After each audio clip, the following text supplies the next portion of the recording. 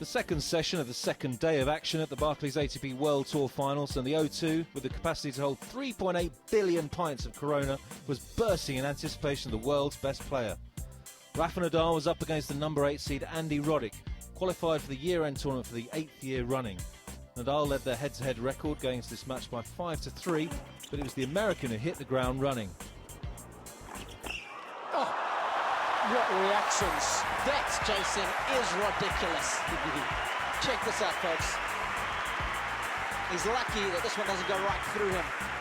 Roddick needed to come back from a set down to defeat Nadal in their last meeting in Miami this year, but he took the opening set in 49 minutes. And that'll do it. A terrific set of tennis. Came into the match with a very specific game plan, and he's executed it exceptionally well so far. After losing 9 consecutive sets at the World Tour Finals, Nadal ensured that the second set was a far tighter affair, and a breaker was ultimately required to separate the pair in exactly 60 minutes. It's unplayable. Again, the footwork is so good there to be able to get around the ball, give himself enough room. With both players' games pushed to the edge, it was the Mallorcan with the determination to level the match and take us to a decider for the first time here this year. That's the play. That was Murray-like in its execution. This is a tactic that we see Djokovic, and Andy Murray in particular, use so well when they play against Rafa.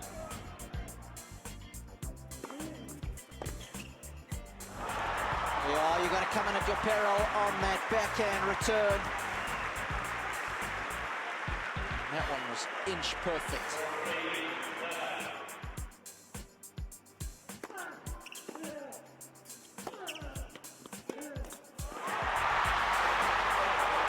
Delights for the Spanish fans as Nadal wraps up the second set.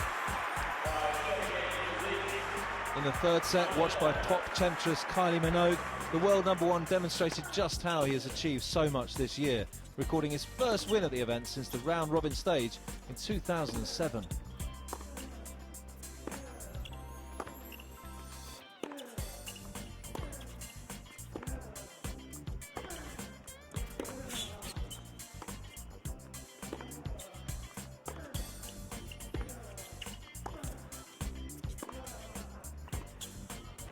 Again, a magnificent backhand.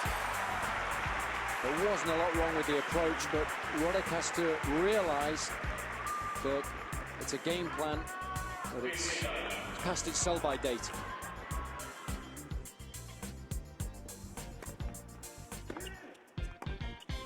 Oh, that's a magnificent finish to a highly entertaining match. A good effort by Roddick, there's absolutely no question about that. The Americans started ever so brightly, but it was Nadal who crucially finished the stronger of the two. Well, sure, it was a very difficult play against Andy. Always, no, but all the matches here are very difficult, no. So, and I played well. I think in the beginning I had a few mistakes that I helped him a little bit to feel comfortable on court, but anyway, he played aggressive with second serve. He played very good rallies, and I was lucky, especially in the second set when he broke me, because when you are break down against Andy, it's very difficult to come back on the match. Group A looks like this after one match played. Djokovic holds the advantage after winning in straight sets, while debutant Berdych will need to win both his matches against Roddick and Nadal to stand any chance of progressing. As an appetiser for the Nadal match in the doubles, Daniel Nestor and Nestor Zimonjic began their final tournament together in blistering fashion. The second seeds needed just 57 minutes to blow away Wesley Moodie and Dick Norman. Oh, that's wonderful. A couple of fights in the cherry. They needed Nestor and Zimonjic, but they do seal the opening set.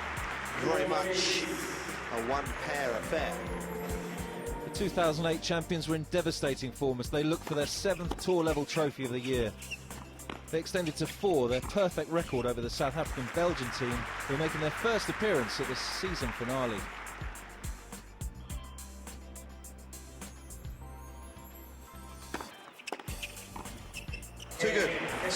two goods.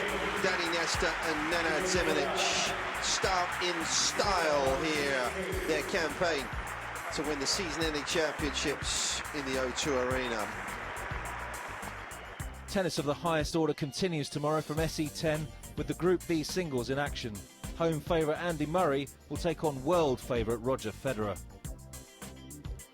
There won't be an empty seat in the house on Tuesday at the Barclays ATP World Tour. See the best players in the world live on tennistv.com.